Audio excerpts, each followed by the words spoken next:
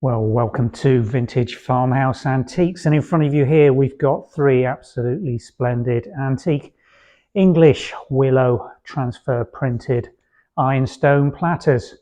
Or are they? Let's get them down and start to have a little look at them. I'm going to play a game with you in this video where we're going to run through all these platters, show you their individual features, their similarities and their differences, and see if you can spot the age of them, the manufacturer, and tell me which is the most valuable perhaps. So let's start. We'll work from left to right, so let's go for this one first. I'm going to move my tripod, get this down in detail and run over it with you, so do stay tuned while we investigate genuine or antique ironstone platters. Okay, number one, the one we started with on the left. 15-inch classic English Staffordshire shape, and let's start by having a look at this, what we can spot. First off is the general pattern. We've got some real fine glaze crazing in here. Let me bring it in and see if we can get some focus on that. Very difficult to spot actually, it's so fine. Just along here you can just see little pavement crazing in the glaze that occurs with age. Again, that's all part of the pattern. The overall condition on this, when you look at it, there's quite a few little knife marks, nothing major, but just slight little areas where it's showing its age, and the same around the outer aspect here on the rims. Have a look at these. They give away their age. Quite often you've got little knobbles or niblets out of them that refer to where they've had impacts.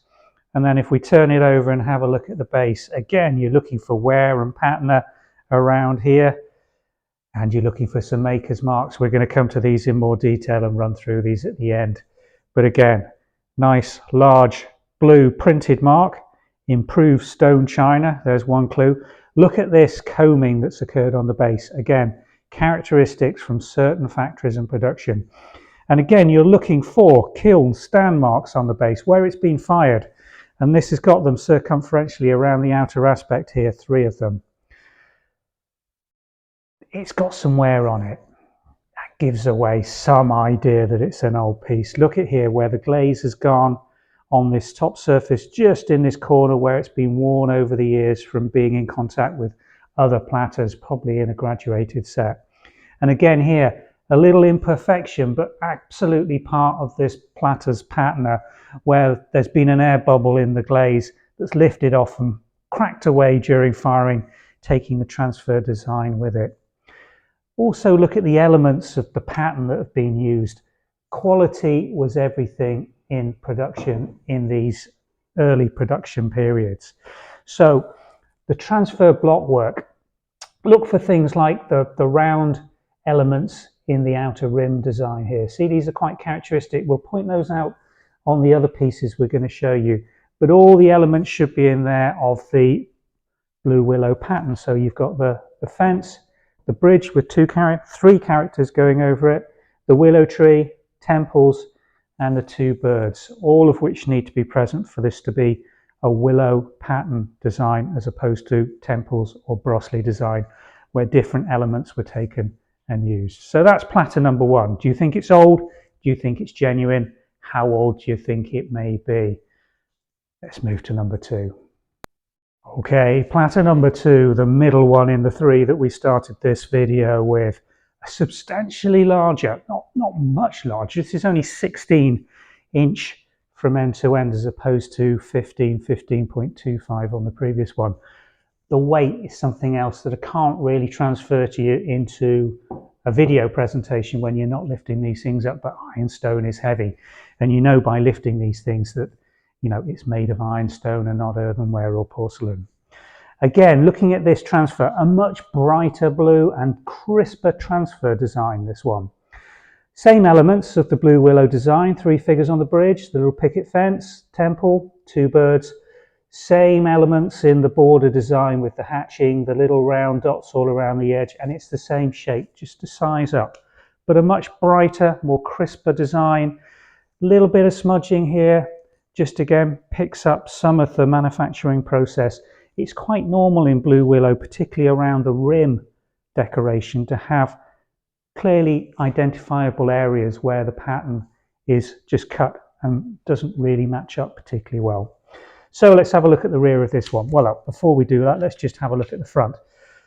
3 stand marks on the center. Obviously something has been fired on top of this in the front, quite normal. Staffordshire practice. Let's have a look around the back. Again, what do you notice first off? The combing on the base, the wear around the rim where it's been sat, absolutely right for the patterner. These are kiln support marks again on the base. 3 lots of 3, because this is a substantial big platter. And again, the lovely patterner around the outside and a lovely China mark, which we'll come to in a bit. So all helpful in identifying where this came from. And do you think this is older or younger than the previous platter that we've shown you? It certainly appears much brighter. The blue, can't really tell much about the tone or colour of the blue, but it just looks like it's probably slightly more modern. If you were knowing nothing about China and just trying to age a piece, what would you say compared to the first one? So that's platter number 2. Let's show you the third one. Well, this is platter number 3, back to 15 inches, substantially lighter than the other 2 platters, to be fair. Still ironstone, very, very coarse in its pattern. Let's just show you some elements of this and the faults on this one. Look at these folds here where the pattern's not been applied particularly carefully. Smudging all around these outer aspects. Little bit of blue transfer and smudging again on the central panel of the decoration. And the whole transfer that's been used on this one is really quite coarse. And by that, the detailing in it isn't as crisp. The edges aren't as crisp. The whole thing appears quite naive. And is this an early one? Is this a very, very early piece of production? The surface has got multiple inclusions, soot inclusions on it. These are little bits of soot that during the process has been filling the kiln up. A dirty process firing porcelain in the early days. It was really a filthy, environmentally disastrous process that they were using. And this is quite common for those type of early pieces of ironstone. So could we be looking here at a really, really early piece of English Staffordshire ironstone? It's lighter, which wouldn't necessarily be the case if it was ironstone. Sorry, got my crib sheet here. And 1 mark across it. Patterner on the base, all okay for an old piece of china. It's got some uneven wear across the base, but look at that. Don't know if that's coming through, but it's not a flat base. It's warped slightly when it's been fired. Again, characteristic perhaps of an early piece. Nice English crown mark, Ironstone China. No factory identification on this one. Is that a clue as to whether it's genuine or not, or early or date-wise? And again, lots of grit and inclusions in the actual glaze, and it's more a creamy glaze. No, there's no combing on the base of this one either. So, what do you think of this one? Is this a real old one? Is this a modern one? Is this a reproduction of an old one? Tried to imitate the age. What do you think? I would love to hear your comments. I'm going to tell you what I think next. So in the final part, I'm going to put them back on the dresser and we're going to run through these 3 and tell you what we think about each one. So do stay tuned. Okay, so it's reveal time. Number 1, here you go. The first one we showed you and the one on the left in the lineup of 3. This is an absolutely superb example from between 1820 and 1826, made by Elkin, Knight and Company at the Foley Potteries, Foley, Stoke-on-Trent. Let's show you how we know that. Well, it's beautifully marked, this one, but the patterner is just absolutely right. Everything we mentioned when we showed you this, the wear on it, the pot stands, the damage to it, if you like, is absolutely right. A lovely improved stone china crown mark. Let's just bring that into a nice display for you. Used by the company, and this one with its comb scaling across the base is beautifully impress marked here, as you can see, with the crown impress mark of Elkin, Knight and Company. It's absolutely gorgeous, this. incredibly rare, incredibly beautiful. The patina is absolutely stunning. And made at the Foley pottery, this became the base for Shelley fine porcelain 100 years later. But this was in these days the very first production coming out of the Foley pottery in Foley, Stoke-on-Trent. So a fine example. It's quite valuable as well because of its condition, because of its age and provenance. It's a lovely piece of early English Staffordshire from quite a rare manufacturer. Let's have a look now at number 2. Okay, on to number 2, the middle one in the lineup of 3 we started with, the 16-inch, same classic English shape, much brighter, very crisp transfer design. This one's got the 3 stand marks on the front and on the rear the same. Looks much younger than the first one we showed you, but actually this isn't that much older and actually came out of the same pottery. Let's show you how we came to that conclusion. Same comb marks on the back, 3 pot stands, lovely patina on the base, and this one's just so beautifully marked. You can't really go wrong with that one, can you? H. Wildman Foley Stone China with that beautiful crown mark. So this is made by H. Wildman & Co. Actually in the same factory as the first one we showed you, but a little bit later. And this was made between 1856 and 1864 on those marks. Henry Wildman joined J. Knight from the previous manufacturer we just told you about. Still at the Foley pottery at Foley, Fenton in Stoke-on-Trent. And they produced this ironstone and earthenware china over quite a lengthy period of time before that partnership was dissolved. And it's absolutely, again, a beautiful transfer decoration. Really is a step up on the previous and the later platter we're showing. Just look at the detail that they've put into this. The glaze is really bright, in fantastic condition, and just the detailing and quality of the transfer print really makes this platter stand out as one of the nicest examples from this period that we've seen recently. Absolutely fantastic piece of china. Well, let's show you platter number 3 in the series. This was the one on the very right hand side of the lineup. And what can we say about this one? Well, 15-inch again, 12 inches wide, classic English shape. Let's have a closer look at it.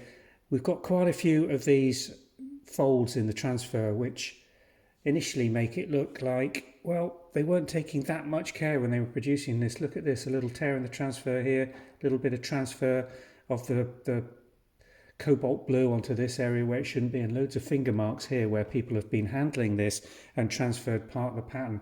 There's also some smudging around here as well.